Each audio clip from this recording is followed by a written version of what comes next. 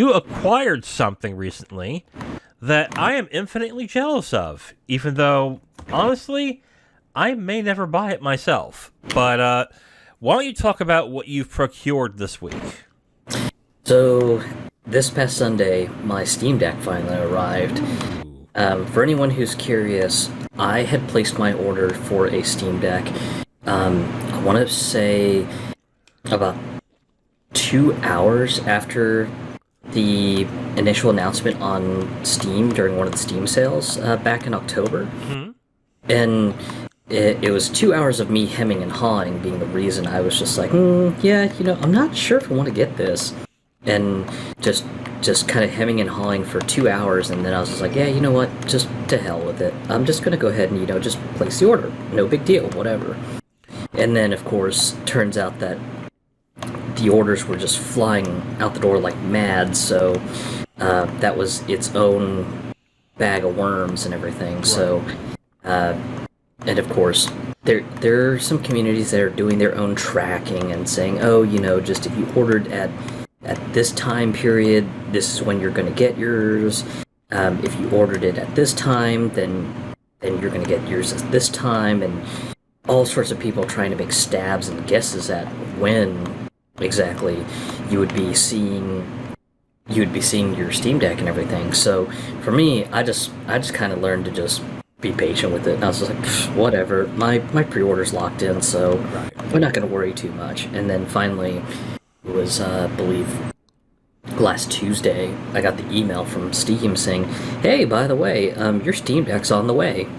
Here's your tracking number. It probably won't go active for another day or two, so please be patient. And it was just like, okay, so yeah, I guess that's a thing. And yeah, just waited and waited, and then finally came in on Sunday and spent most of my Sunday just kind of futzing about with it, trying to get it all configured and set up. Okay. Now, which version did you get? I know they have the cheapest one is the $400 one, and that doesn't come with much memory. I forgot what the price points were, but which one did you end up purchasing? So there was the cheap one at, which is 64 gigs of storage at the price of $400.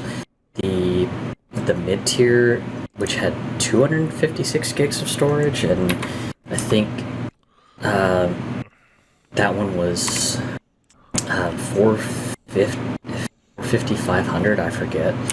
And then there was the top tier one, which comes with a whole bunch of stuff, the premium case and all the other stuff, and a whopping 512 gigs of solid state memory. At Okay, there we are. There's the pricing. So the mid tier 529 for 256 gigs. You get the faster NVMe SSD, the carrying case, and then the community profile bundle package. And then the top tier one is 649. That one doubles the storage of the mid tier. The screen is coated with etched anti-glare glass. You also get the carrying case, virtual keyboard themes, and the community profile themes.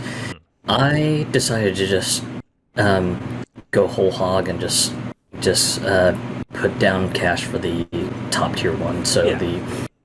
the 512, mostly because my logic back last year in October was, if I end up choosing to go with it, it's going to be better in the long run just to get that one. Yeah, granted, you can change the NVMe SSD, but it uses the 2232 NVMe standard, which are the smaller SSDs, and those are a pain in the ass to get, mostly because of the fact that just those typically aren't normally available to consumers because they're typically thrown into laptops and everything. Yeah. So I was like, yeah, sure, I could probably cheap out and get the 64 gig, but at the same time, just if I choose to get a better NVMe SSD, I'm probably going to end up spending literally the same price as the top tier Steam Deck. Okay. So, yeah, you know what? If I were to get one of these decks, I'd probably get the most expensive one. Mainly because I hear every review I've heard is that the etched glass actually makes a difference when it comes to viewing angles and stuff with the Steam Deck. So that's not a bad idea. Okay. Um, you've had it for, let's say today's Tuesday. We record on Tuesday. You've had it since Sunday, so that means you've had a couple days with it. What have you been doing with it?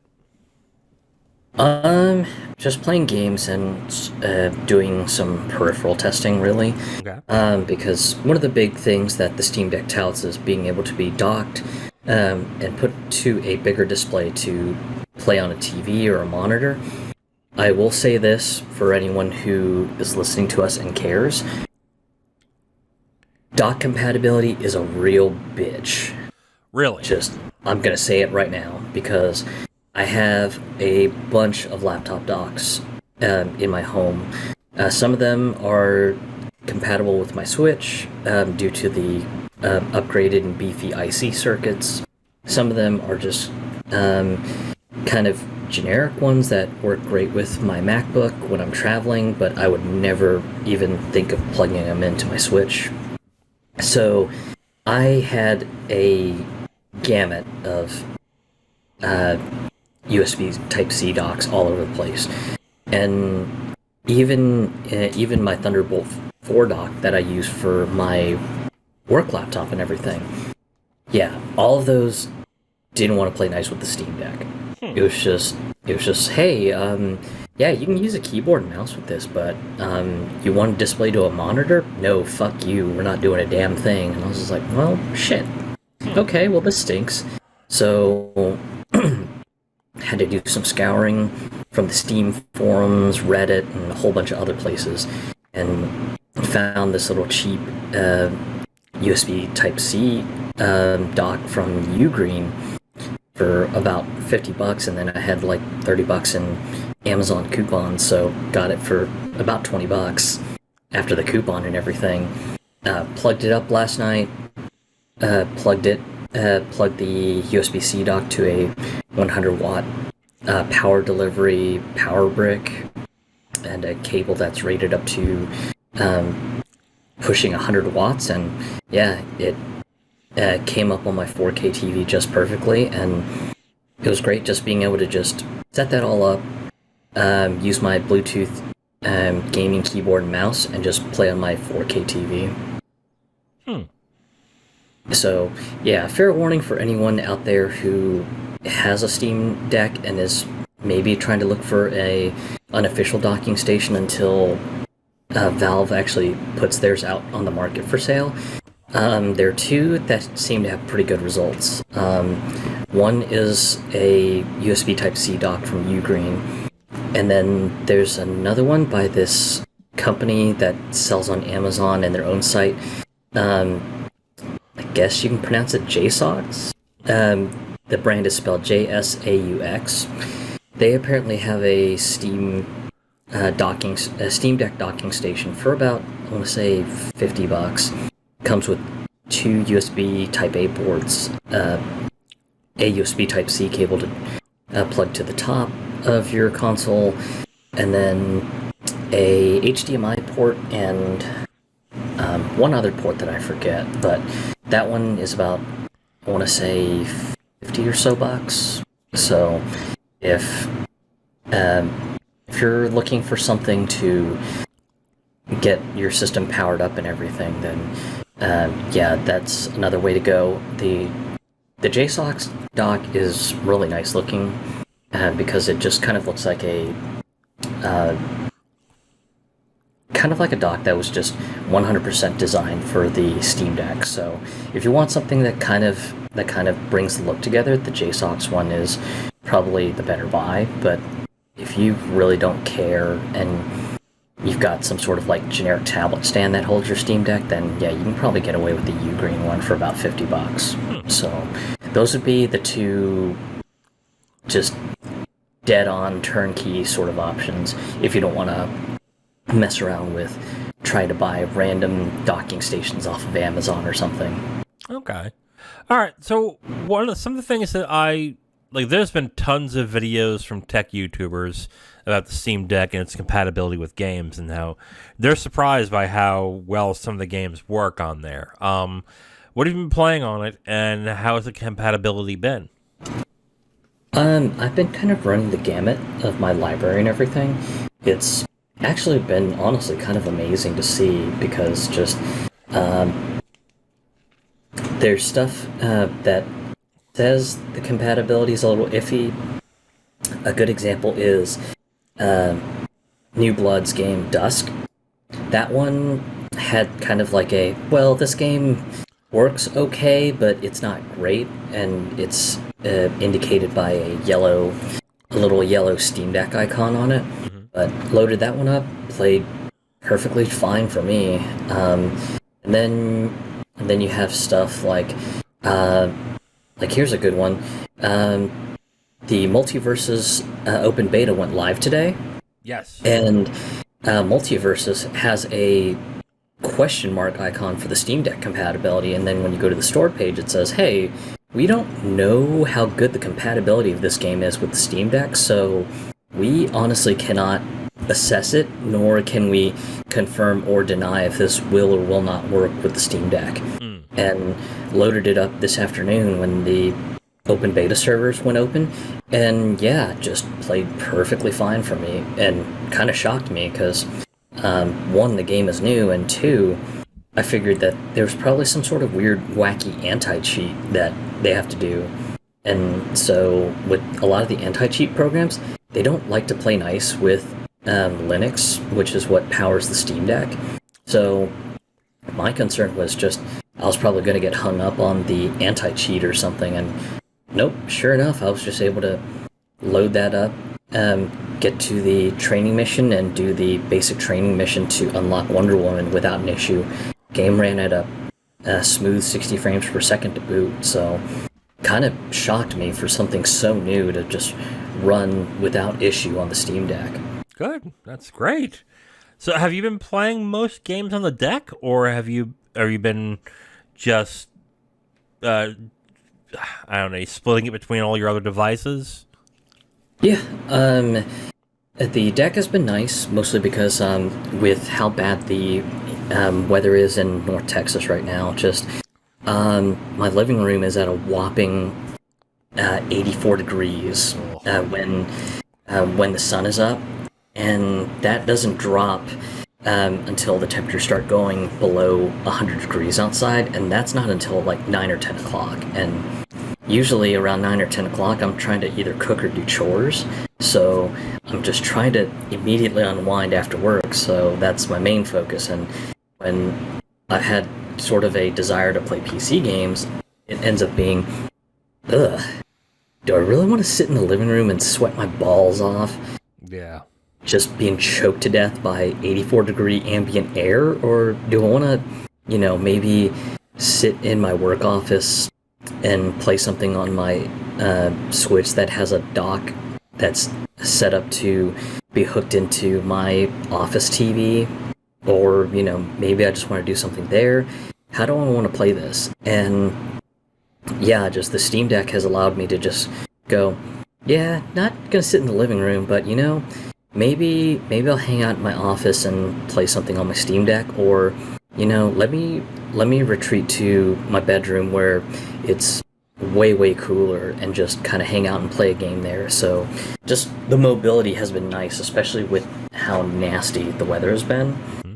And then on top of that, the fact that I can just use a USB Type-C dock and link it up to a TV, that's been nice because I've been able to kind of set Steam Deck up around my work office area, plug it into my office TV, and just immediately start playing something and have full keyboard and mouse to boot. So it feels like I'm just back to playing something on my gaming computer, except not sweltering my ass off in front of my gaming PC in my living room. Yeah. Now, okay, so obviously it's a powerful piece of kit, but how comfortable is it? I often look at the unit, and it looks like something I might like, but I also thought the Switch might be something that I would play on the regular because of its form factor, and I hate how that feels. So, are you having cramps when you play it for long sessions, or is it a comfortable fit for your hands to play? I mean, how is the feel and the comfort with the Steam Deck? Comfort-wise, the Steam Deck is pretty comfortable for me, but I think it's mostly because of kind of the flared bolsters that it has towards the lower end of the controller, because it lets my middle, ring, and pinky fingers kind of sit comfortably, whereas the normal Switch Joy-Cons, they don't have anywhere to rest my fingers, so just so with the case of that, I can sometimes get myself cramped up while I'm playing Switch stuff. But yeah, just I really haven't had that issue with the Steam Deck. It's just kind of been just a treat to play on when I'm kind of in the mood to just sit and play something on it. But all in all, just I would say that if you're going to play it portably, just be warned that uh, it is a bit of a chonker. So you're gonna need somewhere to rest your elbows if you plan to play it in like portable mode and everything. It is quite the chonker. So Yeah, it's also a pretty big battery drain, right? Like it doesn't last very long. yeah, especially if you have a lot of games just kind of running full fidelity and just pushing 60 frames a second at the resolution of 1200 by 800. So, yeah, the battery time will go pretty quickly if you have things just set up to like maximum power and everything. But that's kind of the beauty of the Steam Deck, because there are modes to limit the frame rate. So you can just cap the frame rate for a game and say, hey, do not exceed past 30 frames per second. Right. And stuff like that, which that can help with mitigating some of the battery drain issues if you're one of those who's just looking to absolutely maximize the hell out of your time. So if that's your prerogative, then that's one way you can roll with it. Otherwise, just if you're kind of okay with being I guess able to game every once in a while portably, and then just when you need to take a break, just to immediately plug in and charge to top everything off, then yeah, it's probably not a bad way to go. Other than that, the only other solution would just to go completely insane, like the new Linus Tech Tips video that he just put out yesterday, where he completely mods out a Steam Deck with one of his engineering guys, Alex, where they put a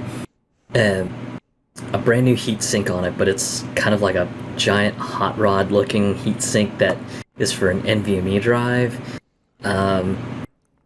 He modifies D-Brand's new protector case for the Steam Deck to have a battery pack that's magnetically mounted to the back of that case to give it some extra juice, and all sorts of other mods that help both performance and the battery life. So yeah, I mean, if you're that much of a person who needs extreme battery life, then yeah, you can always just get a power bank and tether yourself off of that. Any final thoughts that you have for the Steam Deck? We'll probably come back to this in a month to see if you're actually still using it and what your thoughts are for it, since it's only been a couple days. But you have any final thoughts? As far as final thoughts, I would say just if you're really, really intrigued by the idea of being able to play your PC games portably, I would say definitely just go ahead and toss your $5 down and just get a deposit in through the Steam store, because ultimately, if you decide you have second thoughts before your pre-order it comes up, then if it's within 30 days, then you get the money refunded immediately right back to your card of choice. Or if it's past the 30 days, then Steam will just put it on your account as a $5 credit. And as of this recording right now, the wait time period is sometime in Q3 after October. So yeah, if you put a reserve in now, then yeah, just expect to pay the entire bill right around October. Wait, Q3 around October? Isn't that Q4? Or are they going by their fiscal year? Maybe, or no, excuse me, after Q3. Okay, So, okay, makes sense. but yeah, just yeah, that would be my take on it. If the idea of playing PC games portably is interesting to you, then yeah, just put the cash down. And I mean, it's only $5, so Yeah. it's not like you're putting like the entire $650 down for like the top tier one and going, oh shit, I've got second thoughts about this. Yeah. And another thing to note too, when it comes to portable computers, like this is the cheapest there is, and it may not be the most powerful, but the next best one I hear is about $1,100. I mean, this is a fantastic deal.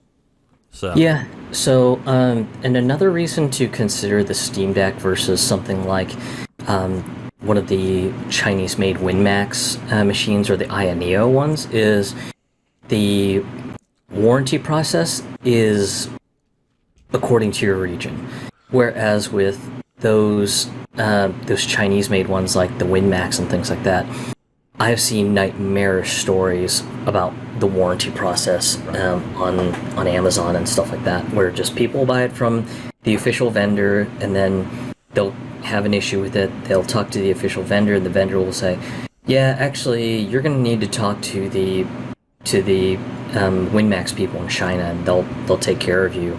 And then, of course, just some of the stories that I've heard are just absolutely baffling for just premium level device that you drop almost like $1,200 to $1,300 on, with stuff like them just flat out denying and going, well, yeah, you're not Chinese, so go fuck yourself. We're not helping you. To, hey, yeah, that kind of problem that you're talking about in your email, yeah, we don't service that problem because that problem was caused by user negligence. So, yeah, screw you. We're not fixing your unit or whatever.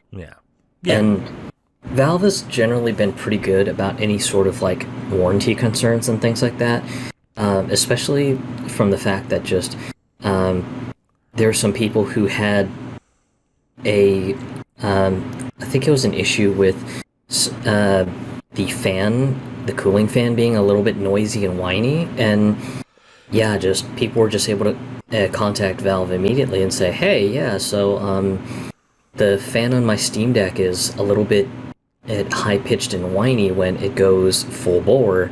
Can you help me with it? And Valve has done nothing but roll out the red carpet for anyone who has any sort of weird hardware issues, and just being absolutely open to just answering any questions and getting people fixed and turned around as soon as possible. So that's one huge plus. And then the other one, and this isn't going to appeal to very many people, but as a person who is a big right to repair person, and also a person who likes to fix his own electronics and everything, the fact that they've partnered with iFixit for official Steam Deck support parts is great.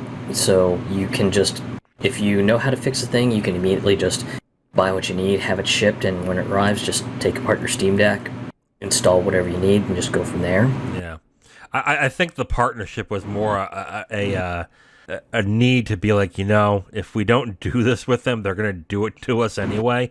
So might as well just partner with them. It's what it is. Yeah.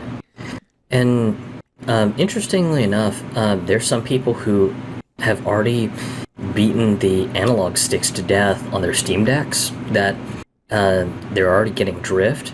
But fortunately for them, GuliKit out in China actually made some Hall effect sensor analog sticks. And those are cool because instead of using a graphite wiper system to detect where the analog stick is, the Hall effect sticks use magnets. So there's pretty much no wear and tear. And it's pretty much easily doable if you've got like bare basic soldering knowledge. So yeah, when you're already starting to see things like that come out from the modding world, it's really, really interesting to see that sort of stuff, and I can only imagine it's going to get further crazier from this point on. Yeah. Okay. Well, I'm going to look forward to finding out what you do with the Steam Deck in the next month or so. See if you still have good feelings about it, how you're using it, and yeah, I'm jealous. I am. Although honestly, I don't really do much portable gaming anymore, but just for tech reasons, I would love to get my hands on one of those. But good for you, man.